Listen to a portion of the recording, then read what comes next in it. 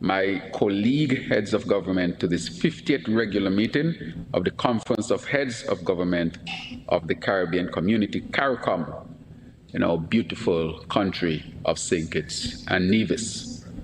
This week, every member state and associate member was represented by their head of government or a designated head of delegation. In fact, we had 20 of 21 heads of government of member states and associate members. We had all of the heads from all of the full members of CARICOM. I'm advised that this is the first time in over 10 years that there has been such a high attendance, showing our commitment to CARICOM. I extend my appreciation and gratitude to all my colleagues from across the region who took the time to attend and actively participate in the meeting. I also extend my appreciation to all delegates for their interest, dedication, and commitment to the meeting. Their presence over this week was noted and their contributions were appreciated. For this 50th regular meeting, I will go into who we welcome, but I want to thank all those who were involved, from our local committee here, headed by our Cabinet Secretary, our Foreign Minister who led the Foreign Service here in St. Kitts and Nevis, Honorable Dr. Denzel Douglas, and all others who were directly involved with making sure that this was possible. So from the 50th regular meeting, we welcome the following special guests. First one, His Excellency Adel bin Ahmad Al-Jubeir, Minister of State for Foreign Affairs, member of the Council of Ministers and Climate Envoy of the Kingdom of Saudi Arabia. The Minister of State outlined current partnerships with individual CARICOM member states and reiterated his nation's commitment to regional development. He noted that the objective of his government was to advance collaborative frameworks to achieve sustained development. We also welcome His Excellency Dr. George Elombi, President and Chairman of the Board of Directors of Afreximbank. Dr. Elombi underscored his commitment to executing and accelerating agreed programs within the region and announced the increase of Afreximbank's global limit for CARICOM initiatives from US $3 billion to US $5 billion.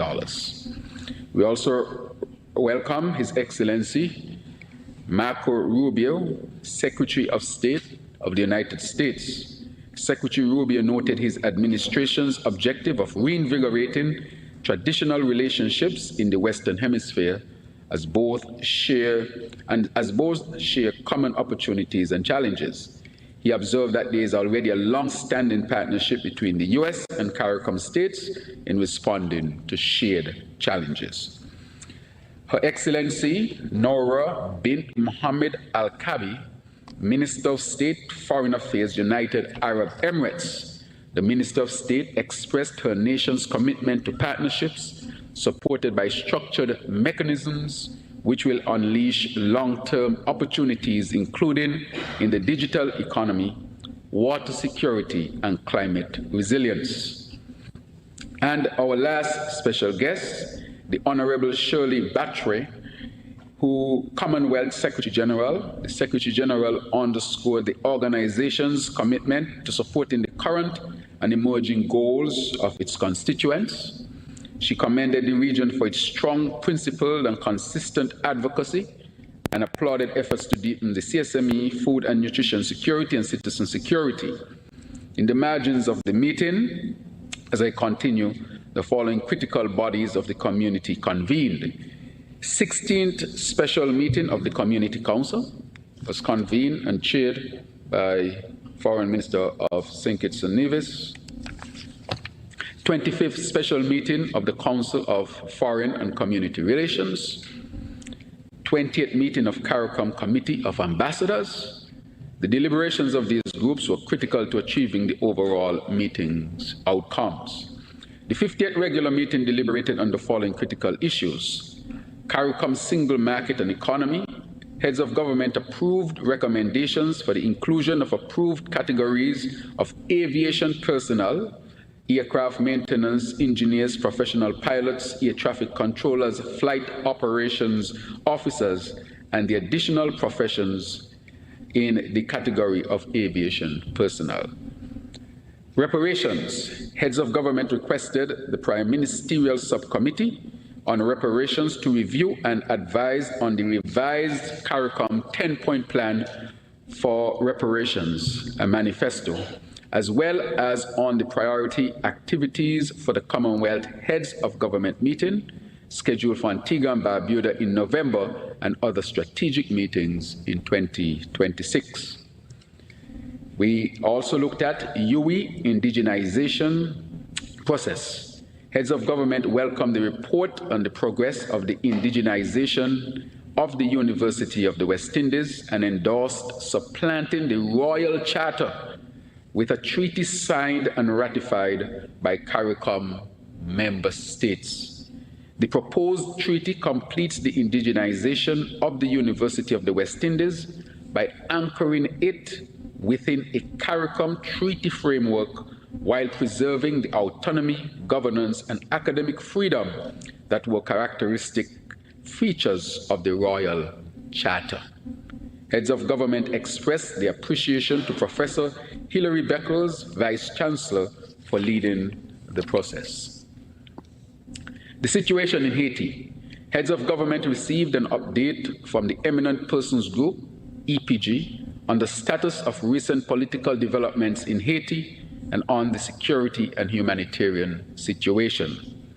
They expressed their deep appreciation for the government of Kenya for its unhesitating willingness to take on leadership of the Multinational Security Support Mission, the MSS, which has now transitioned to the Gang Suppression Force, GSF, authorized by Resolution 2793. They commended the Eminent Persons Group, EPG, for their wise and strategic facilitatory role on the CARICOM's good offices at the time. The conference reiterated CARICOM's firm commitment to the restoration of peace and stability in Haiti and expressed support for the framework for improving security and holding of elections put forward by the new Prime Minister of Haiti. Regional security. Heads of government commended the high-level representative on law and criminal justice on his fourth report on regional security. They noted the progress made on drafting model legislation and policy papers on criminal justice and legislative reform. They welcomed the offer from the United Nations Development Programme, UNDP, to work with CARICOM to expand and implement a police record management information system. Finance and governance. Heads of government agreed to establish a committee comprising of Honorable Mia Moore-Motley, Prime Minister of Barbados, Honorable Roosevelt Skerrit, Prime Minister Dominica, His Excellency Dr. Irfan Ali, President Guyana, and Dr. the Most Honorable Andrew Holness, Prime Minister of Jamaica, to review the governance and financing of the community. Border issues. Guatemala, Belize, and Belize, Honduras. Heads of government received an update on the Guatemala, Belize, and Belize, Honduras cases before the International Court of Justice. They commended the parties for seeking a peaceful resolution to all legal claims against Belize's land and insular territories and any maritime areas pertaining to those territories. They called on all parties to abide by and implement the ICJ decisions when delivered. Heads of government reaffirmed their steadfast support for the sovereignty, territorial integrity, and security of Belize. Guyana, Venezuela. Heads of government received an update on the latest developments regarding the Guyana-Venezuela controversy pending before the International Court of Justice. Heads of government reaffirmed their full support for the ongoing judicial process as the means for resolving the controversy peacefully, finally, and in accordance with international law, and reiterated their unequivocal and unwavering support for the maintenance of the sovereignty and territorial integrity of Guyana. Implementation of full free movement protocol implementation of full free movement protocol on enhanced cooperation. Barbados, Belize, Dominica, St. Vincent, and the Grenadines reported that free movement among themselves successfully commenced on 1st October 2025, and that they continue to strengthen the necessary administrative, legislative, and institutional frameworks identified. Proposed amendment to the revised Treaty of Chaguaramas on the CARICOM rules of origin. Heads of government adopted the draft protocol to allow an amendment on Schedule 1 of the revised treaty to be implemented by a decision of the Council for Trade and Economic Development, quoted. Schedule 1 contains the list of conditions to be complied with as provided under Article 84 of the treaty and the rules regarding community origin. CARICOM Industrial Policy. Heads of government endorsed the draft CARICOM Industrial Policy and Strategy Framework, which is intended to provide a framework for a coordinated approach to industrial development across the region. They reaffirmed the need to foster market-led, internationally competitive and sustainable industries that promote both economic and social development across member states. External trade. Heads of government received a report on preparations for the 14th Ministerial Conference of the WTO, MC14, scheduled to take place in Yaoundé, Cameroon. Hope I pronounced that appropriately. From 26 to 29 March 2026. The report outlined the key issues expected to drive discussions and considerations to guide member states' engagement during the conference. Following or continuing forthcoming summits involving the community, CARICOM will utilize upcoming summits in 2026 to advance critical regional priorities, including the 28th Commonwealth Heads of Government meeting, Shogam, Antigua and Barbuda, 1st to 4th November 2026, 5th CARICOM Mexico Summit. And anything else to be added will be updated accordingly. Now, in closing, to conclude this 50th regular meeting was a resounding success in many ways.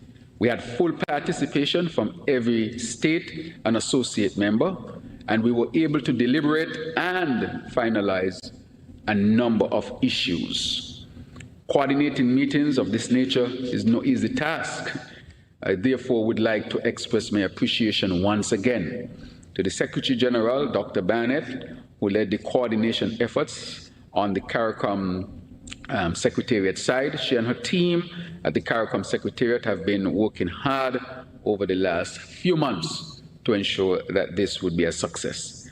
Similarly, the government and people of St. Kitts and Nevis and the local organizing committee headed by Cabinet Secretary Dr. Marcus Natter and my permanent secretary, and also to express sincere thanks to the Minister of Foreign Affairs and the Foreign Service of St. Kitts and Nevis. The people of St. Kitts and Nevis in general for showing our visitors their warmth and kindness over these days. Delegates for their participation and dedication to the process, members of the diplomatic corps, support teams, protocol officers, liaisons, security forces, media teams, service providers, the Marriott, St. Kitts, AV teams, technical support teams, members of the media for staying throughout the period and covering the meeting. And anyone else who I might have omitted, it is not deliberate. Of course, whatever role you play, even if you really want to make sure that these tables are arranged properly, we certainly appreciate your support in making this a success. I want to thank all of you, and that brings to an end my written statement on the conclusion of this meeting. And now I will turn it back over to our moderator. Thank you, Chair, for a very concise update on our meeting. Ladies and gentlemen, we're now opening the floor for questions from the media. We do have some listeners online, some members of the media online. So we will take 2 from the room and then 2 online. We ask that you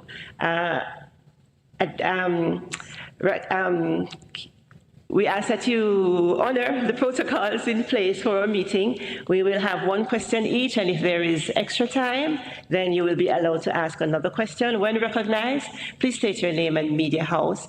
As usual, we start with the media from the host country. If we have a question from St. Kitts and Nevis Information Service.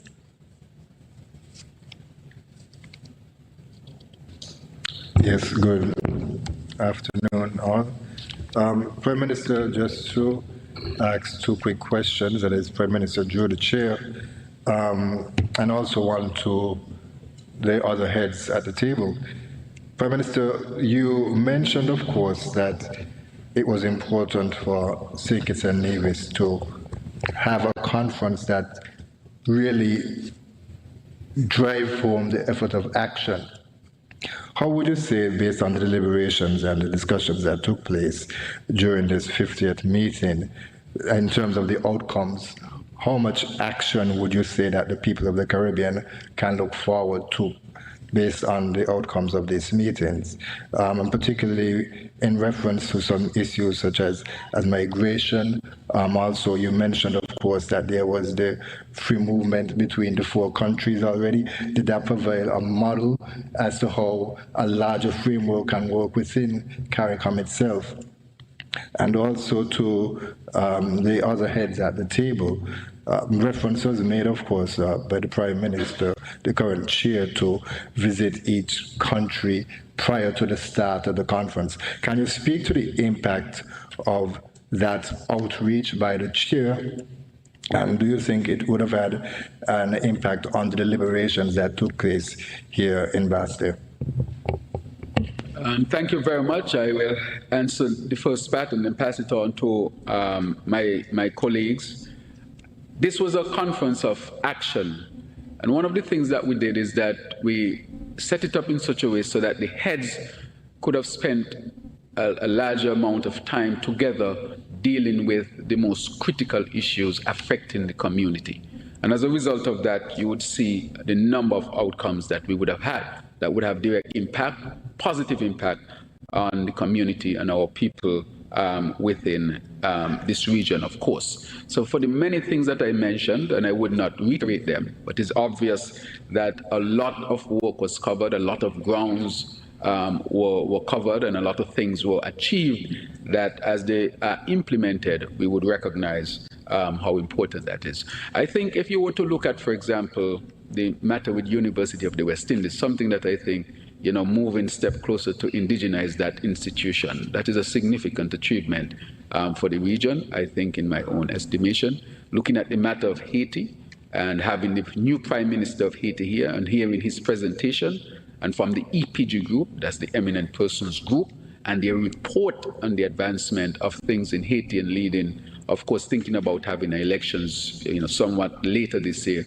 with concrete achievements being seen, I think that is critically important and would show how CARICOM would have contributed significantly to that. And so I can go one by one to show all the other things that we would have achieved, but I would say one of the things that we would have achieved was to get all of the heads of the full members here, along with 90+% of the associate members, so that we could have discussed and talked about those challenging issues that any integration movement would face. So I think that we would have had a significant amount of action, of course, of being more united than we came, if there was a question about our togetherness at all. So I'm very pleased with the outcome, and I can go on, but I would leave it there unless there's something specifically asked.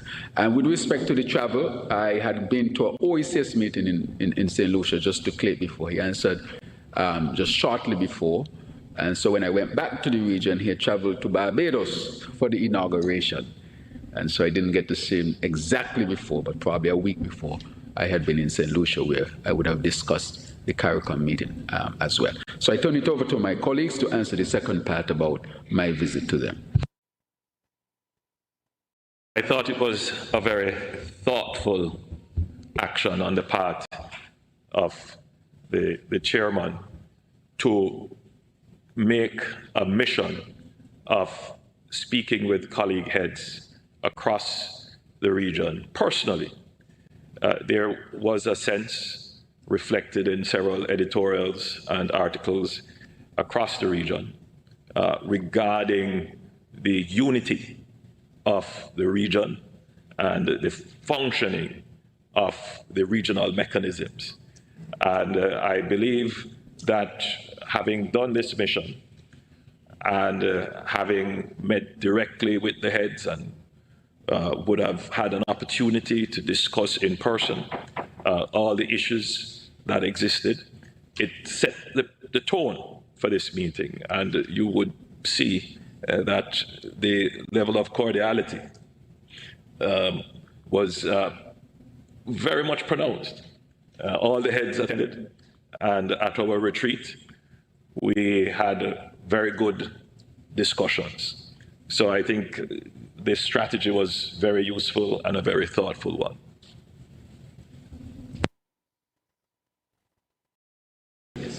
Well, St. Lucia is generally a welcoming country, and to welcome the Prime Minister of St. Kitts, we welcome him together with the Prime Ministers of Dominica, Grenada, and St. Vincent. Our discussions were very fruitful because the OECS as a unit normally works together on several issues. And the very fact that, as the Prime Minister of Jamaica says, all heads were here, shows that his visit laid the groundwork for our involvement. And there were some other issues, some of the minor things that also showed the unity among leaders. All of us wore the same shirt. That is an example where we, even in terms of our dress, and the very fact that we could do that and have some light moments among the serious discussions was an indication that the Prime Minister had campaigned successfully. And I wish him a very successful campaign in the future. Thank you. Thank you, Prime Ministers. We'll now take a question from this side of the room, recognizing Guardian Media.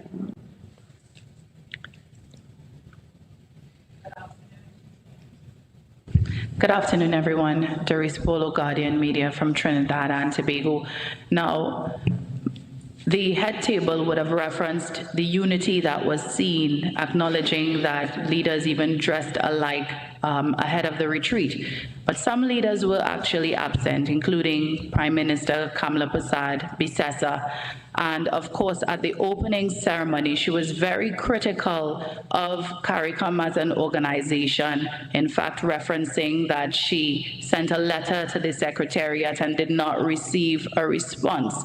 That contradicts, to some extent, conversations around unity. What is the response to that? Thank you very much for your question. Let me premise my answer by saying my objective and our objective is to build bridges and not light fires. And so we seek to look for opportunities of how we can build bridges. As I said initially, I would have said in other fora, that CARICOM is an integration movement of sovereign nations. And at any given point, you will hear differences of opinion on particular issues. I look at those as opportunities to strengthen the organization and to advance the organization, because those things will always happen. If you have an integration movement and there are no differences of opinion, I will question if the people are really committed to the movement. Because as I've said before, if you sit with yourself, you might disagree with yourself after 5 minutes of sitting silently with yourself. So there would be differences. There would be, and these are the things that we have to work through. But what happens is not, what is important is not the differences, because they necessarily have to happen. It's how we address the differences. Are we mature enough to understand that we'll have differences, to know that there will be difficulties, but so committed that we would work through them for the betterment of the organization. Even with those differences, which we would expect and would necessarily happen, we were all still able to come and sit and sort to work through those differences. I had the opportunity to visit the Prime Minister of Trinidad and Tobago before this. She was very gracious to me. She welcomed me with open arms. She took me to her office. She and I sat, we talked. She took me to Parliament. She made an excellent statement on CARICOM and how we commitment. Of course, just like everybody else, you might need to have some things worked through. And then, so she was very gracious in all of that. So I would say that the organization is strong, the organization is together, and despite our differences, but I wouldn't say despite our differences.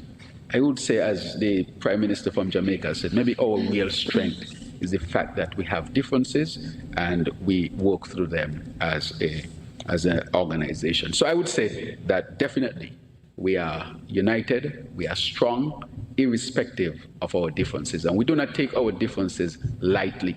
We work through our differences and we'll continue to work through them as a community.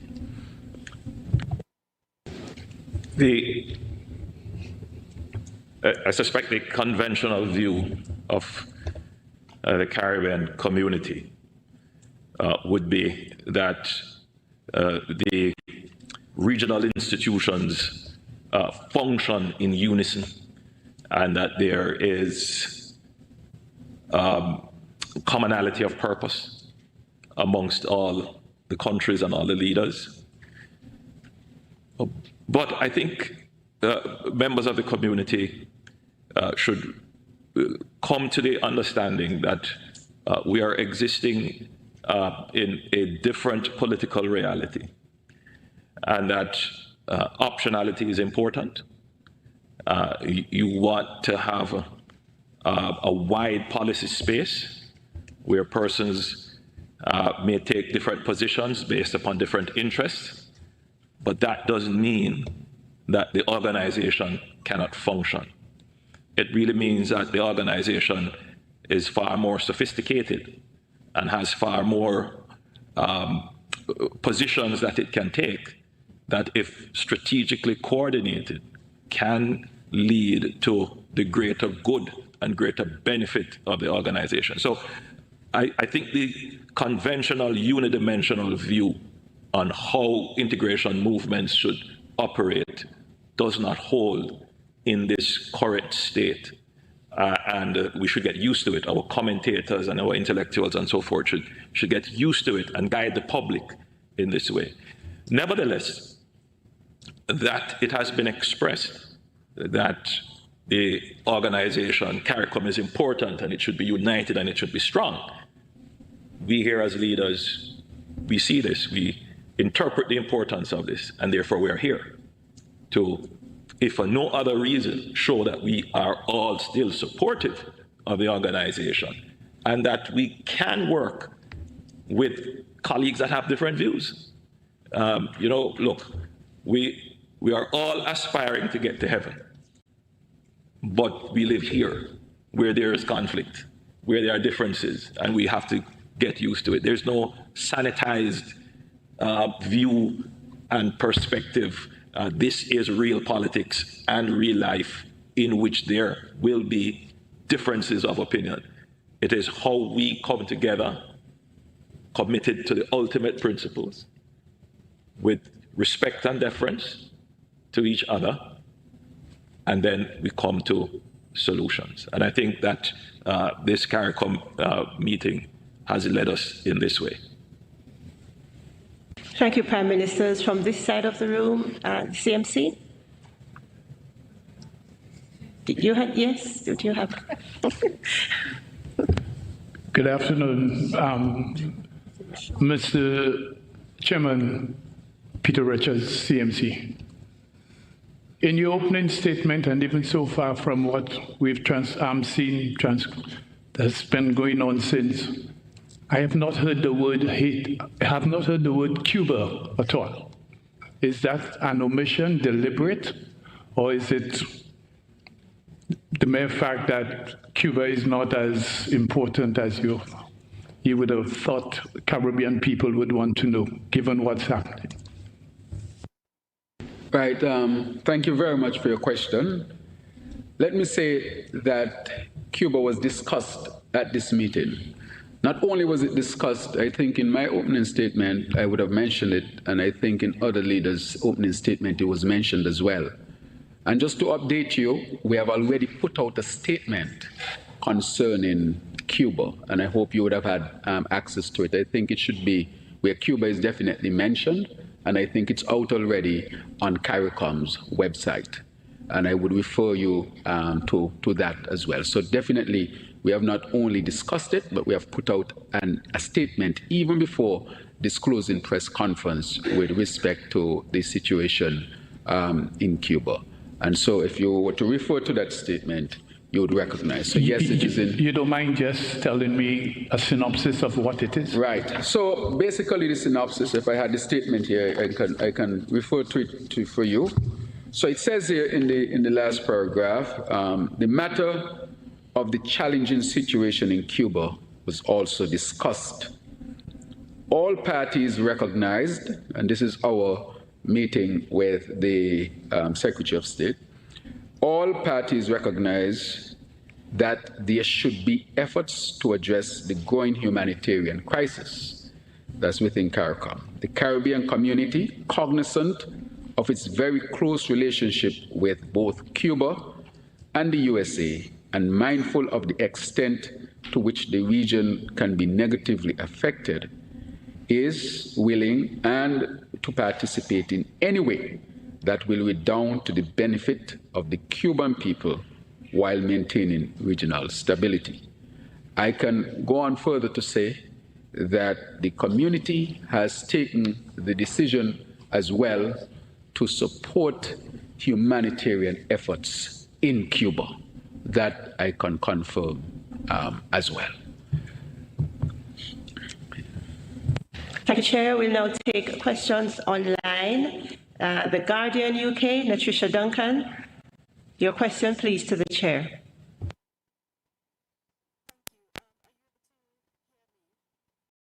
I hear you quite clearly.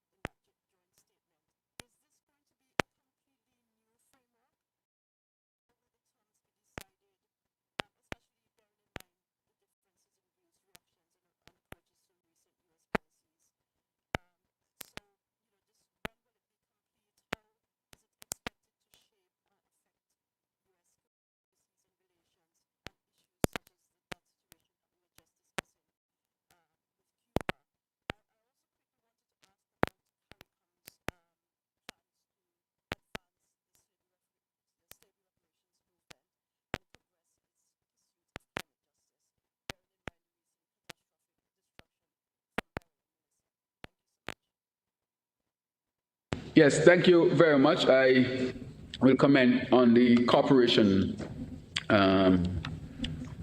framework that we are looking at. This is one of the things that was discussed with the Secretary of State. He and I co-hosted the meeting. And we are now in the initial stages of setting this up. We have agreed in principle with respect to it. CARICOM would put together a team of 3 who would then be the team to sit with the team from the United States of America to really flesh out what this framework would look like. So as the statement would have said, this will be a significant, I would say, this is significant in terms of creating that framework to move forward at this particular time to ensure that that strong relationship that exists between the United States and CARICOM continues, but within a framework that would redound to the benefit of both countries. And so the details of that will come after that meeting would have had, and that planning is had as well. So I would say that it's in the very initial stages, but that I can come from what I just mentioned. And therefore, would any other Prime Minister think Prime Minister Holness, he's told me he's an economist, and he has been very strong on this as well. And then the other part of your question that you would have asked was respect to, I think it was, right, so climate and reparations with respect to the community. We looked at reparations, and I think in my opening statement I would have mentioned it, where the next meeting will look at what it is to update on, but we are very strong on reparations still, and so you'll find that in my opening statement with respect to that. On the issue of climate, we also discussed that in our retreat. We are still going to advocate very strongly on the issue of climate change and how it's affecting the Caribbean region. We have to advocate very strongly for ourselves. Look at what happened in Jamaica recently, one of the worst hurricanes ever experienced in the whole region. That can happen to any of us at any given time. Look at what happened in the Grenadines, St. Vincent, Grenada. And therefore, we are living the reality of climate change, and we will continue as a community to advocate for it, to advocate for climate justice, so that it can give us the best opportunity to deal with what we consider to be a serious threat to our community, to our development, and to our advancement. Thank you very much. Thank you, Chair. We'll take another question online from Dennis Chabrol of the Demerara Waves, and then we'll come back to the room with the CBC to my left. Mr. Chabrol, please proceed with your question. Just reminding our media partners, just one question, please, so that as many of you as possible will be able to speak with the Chair, and then if there's adequate time, we'll come back for second questions. Mr. Chabrol.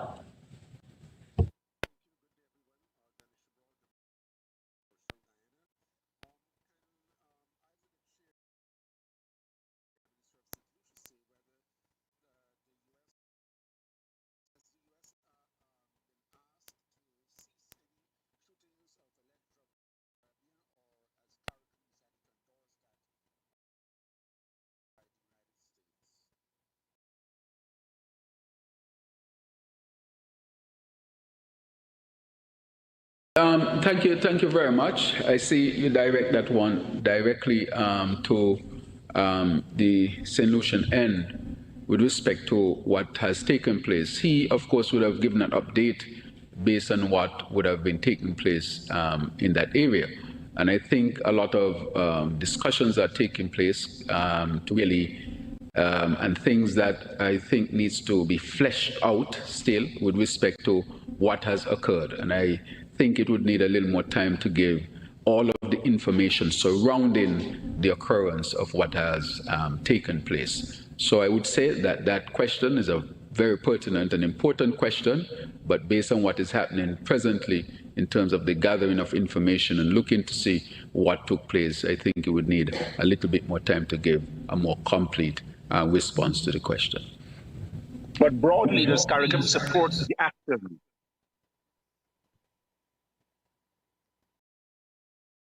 I think his original question was, did CARICOM support or endorse the United States military action in the Caribbean with regards to illegal drug trade? Right, you're asking about a question which I sought to answer at this particular time. You mean to St. Lucia? Right, good. Good. He asked the question to you, and he asked the question whether CARICOM has endorsed.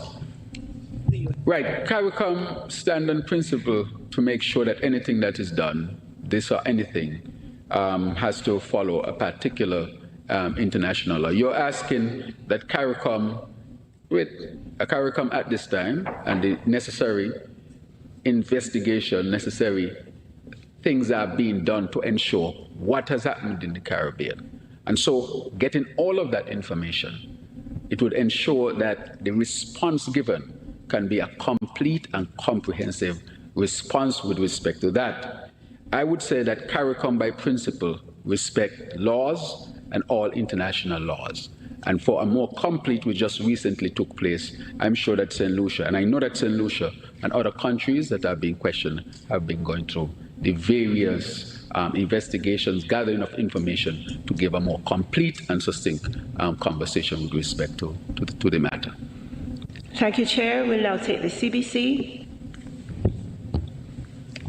Prime Minister J. Pierre, Crystal Hoyt from CBC Barbados. Prime Minister J. Pierre, you mentioned yesterday your hopes that the issues would not cause fragmentation within CARICOM, especially as it relates to the U.S. and the increased military presence in the Caribbean. And we know that next week, Trinidad and Tobago as well as Guyana are invited to meet with President Trump.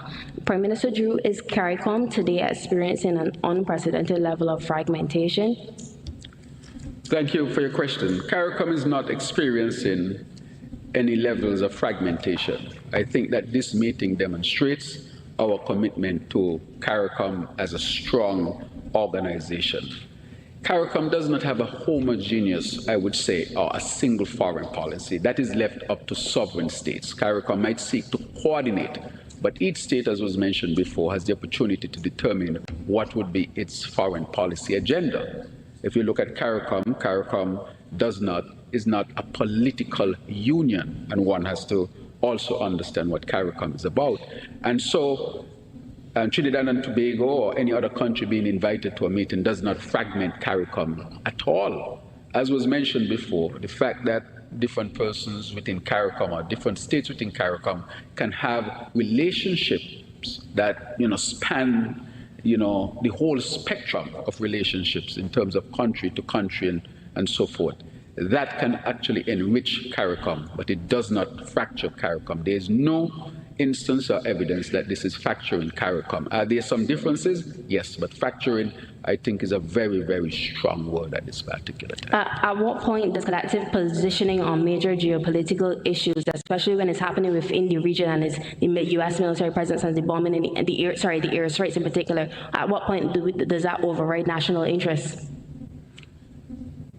I don't know if, I think every country acts within its national interests at any given point. I don't know if you are referring to something else, but I don't think if anything at all would override anybody's national interests. But I think I come back to the heart of your question. Is CARICOM being fragmented as a result of any of this? Not at all. I think this is giving CARICOM the opportunity to look at these and look for areas in which it can strengthen itself. And these things were discussed at multiple levels, but I can say CARICOM is committed to remaining as a unit, as an entity, as a viable entity for moving the Caribbean community forward, and this is not a sign of fragmentation at all. Thank you, Chair. We'll now take a question from Stabrook News in Guyana, followed by Z's Broadcasting, then the Miami Herald.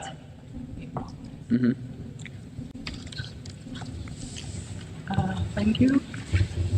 And good day. Marcel Thomas from the Stabrook News in Guyana. What's this called? The Stabrook News. Oh, Stabrook. Okay, yes. I have a follow-up to Peter's question and a substantive question. Chairman Drew, you said that humanitarian aid will be provided to CARICOM. You also said that you're a man of action. To Cuba, sorry. You're a man of action. I wanted to know specifically if you've determined what aid will be provided and how soon that aid is going to be provided. And my substantive question is that there is a view that the U.S. is promoting regime change in Cuba and that CARICOM is participating in this transition. There was a report from the Miami Herald that the grandson of Fidel Castro met here with Secretary of State Rubio on the sidelines of this CARICOM conference. How do you respond? Well, in the first instance, I can't speak for the Associated Press or Miami Herald. I guess you'll have to ask them about that question. So I think, I'm not in a position to respond to what they have written. And I don't dare think that I am qualified to do such. With respect to Cuba and the humanitarian efforts, we are going to respond on the humanitarian end in short order, within a month. We will give more specifics on it very, very shortly, but within a month, we are going to respond in a significant way to help the humanitarian situation in Cuba. So I think that is on the way, and you'll get more details with respect to it. All right, so to answer succinctly, that would be the response. But you haven't answered my substantive question on what is your view on CARICOM supporting the U.S.'s purported regime change in Cuba? You're speaking about purported change and so forth, and those things. I trying to understand the full context of what you speak. You refer to an article that I have not seen, or refer to or know the basis of it. So therefore, with that, CARICOM has not involved itself in any discussion of such nature. As such, we are very concerned about the humanitarian situation in Cuba, which I've spoken about, and that is what we are responding to, and within a month you would see exactly what CARICOM would do with respect to that. And there was no discussion about regime change in Cuba? Regime change in Cuba with us? Yes, with CARICOM. No, we have not discussed that. We have discussed humanitarian matters in Cuba. Thank you, Chair. Z's Broadcasting. Good afternoon, Kent Fuentes, ZSAN. Dr. Drew, how happy are you with the discussions that were held on regional security? And based on the fact that we've heard that the Caribbean region is supposed to be a zone of peace. I would allow also my fellow prime ministers to step in on this time if they want, but I would say that on regional security, I think we are strengthening our coordination with respect to regional security. And the discussions were held on different levels where we talk about countries and their responses. Even in the opening statements, you would have heard different approaches to deal with the security matters. But in terms of coordination and working together to ensure that the Caribbean is as secure as possible, I think that was advanced at this meeting as well. You all in the media, there are challenges, lots of challenges when it comes to security across the region. I think you all would have seen the level sometimes of violence that would have been taking place across the region. And we are asked to really respond to that. For example, transnational crime, which the Prime Minister of Jamaica speaks to significantly. The movement of all these weapons through the region. Those things were discussed. How can those things be stemmed or be dealt with?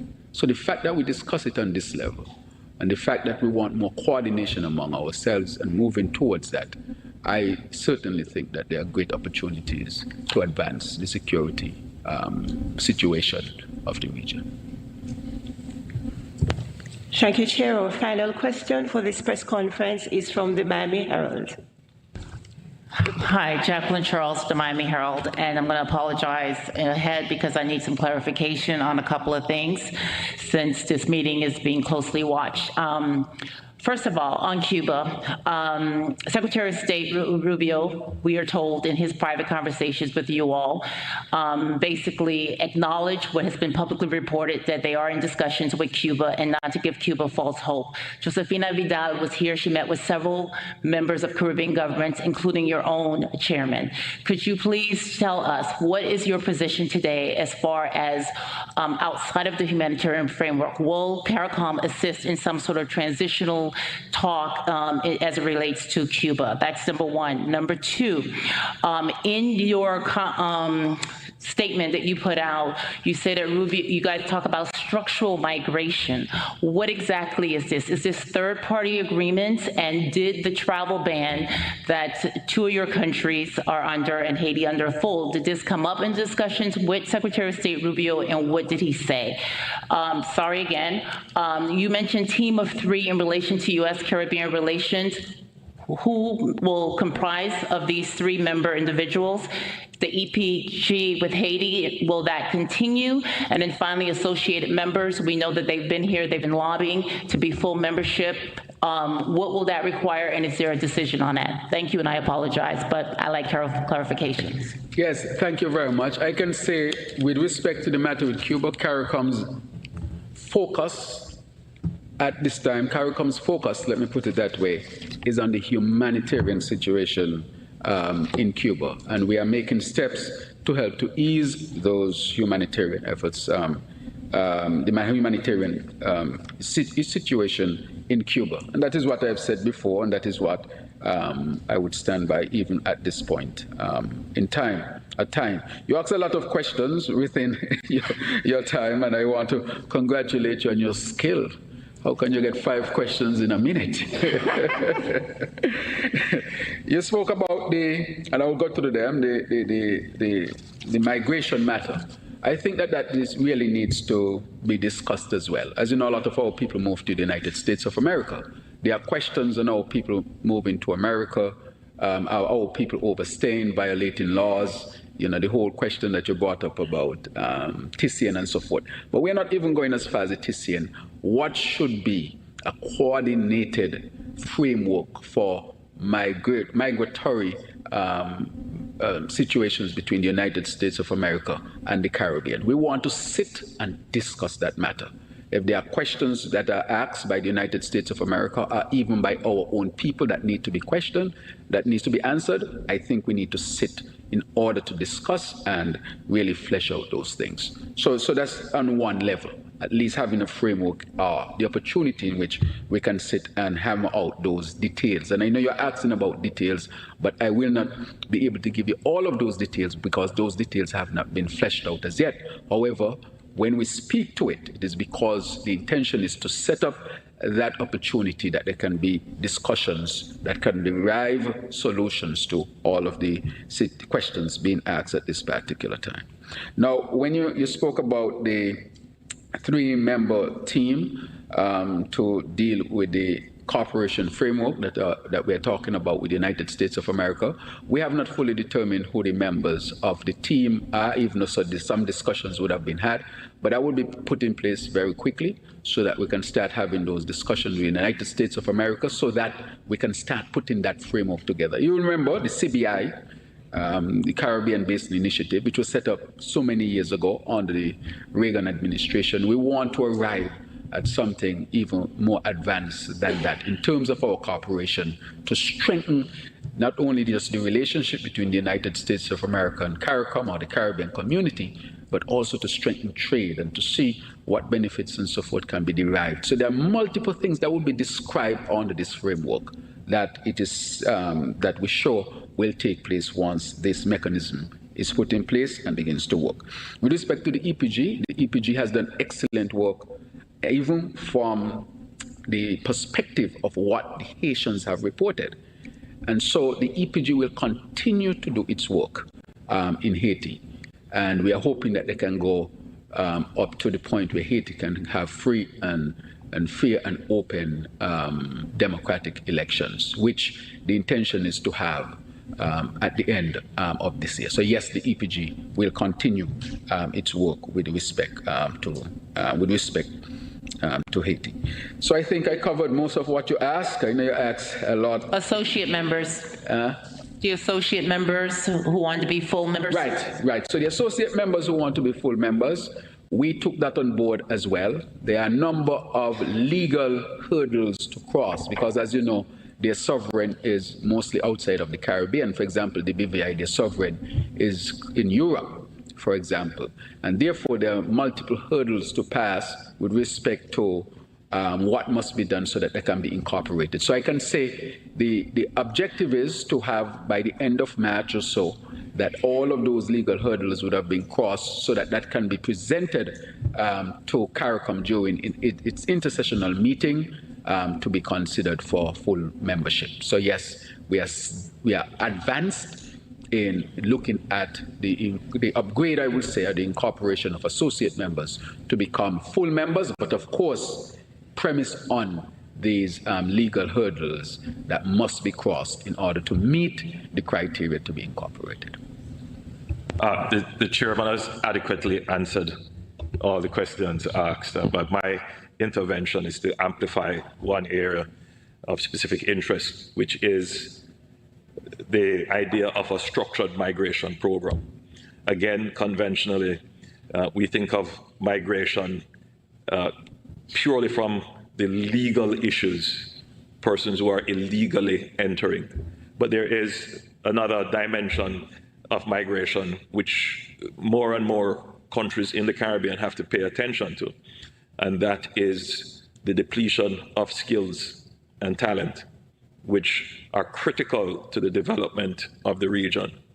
And so whilst there is a direction and a view as to what we need to do to either accept more involuntary returnees or to participate in various programs which the United States would be advocating, we also should be figuring out ways in which we can secure training, secure employment, and secure skills for our economies as well. And so that's the idea behind a structured migration program. Bear in mind that there are elements of structured migration already.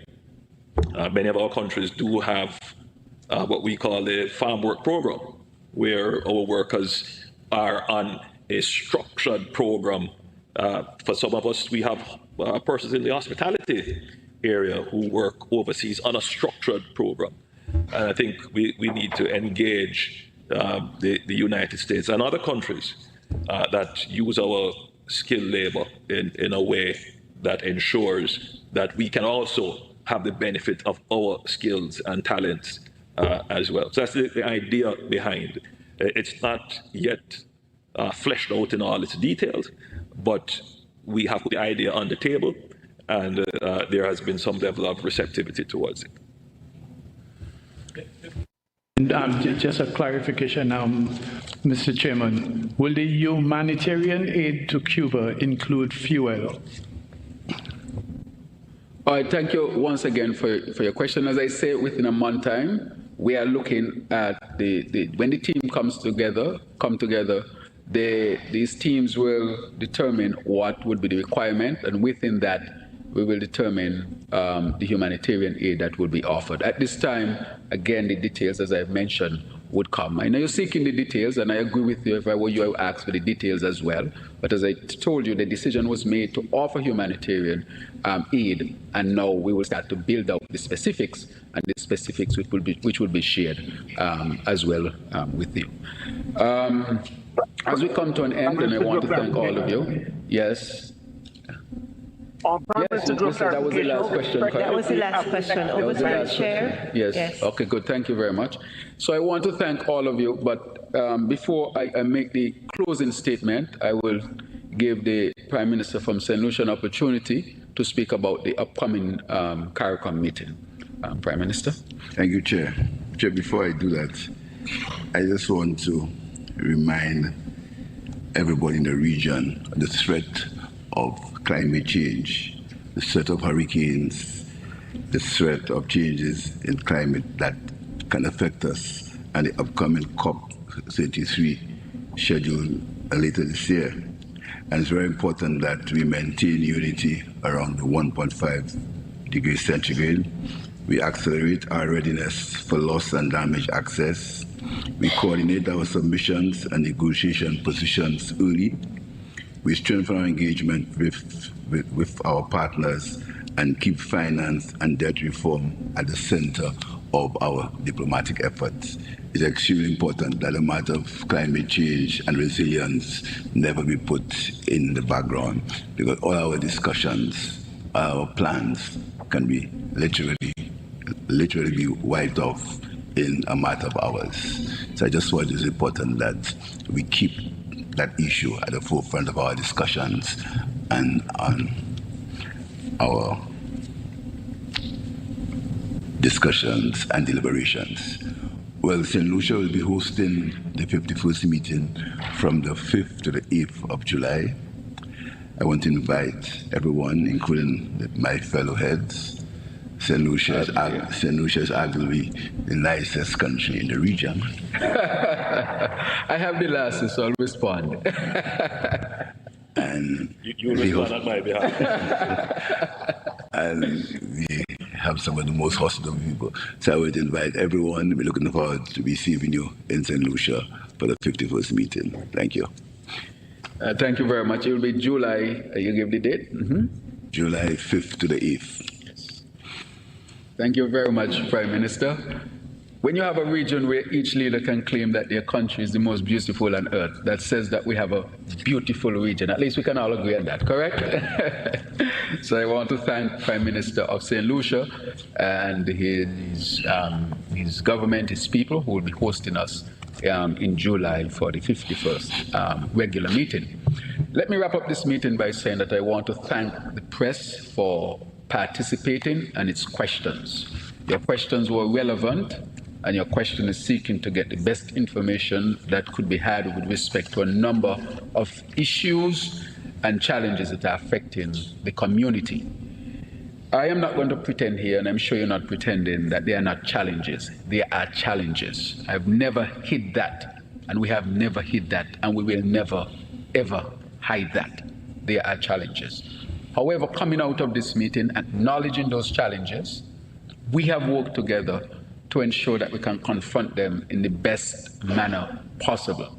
The fact that all the full members showed up, the fact that they were part of the discussions and the deliberations, and that significant decisions were reached, showed that there is no fragmentation, but I would say more togetherness, even though there are challenges that we are facing at this particular time.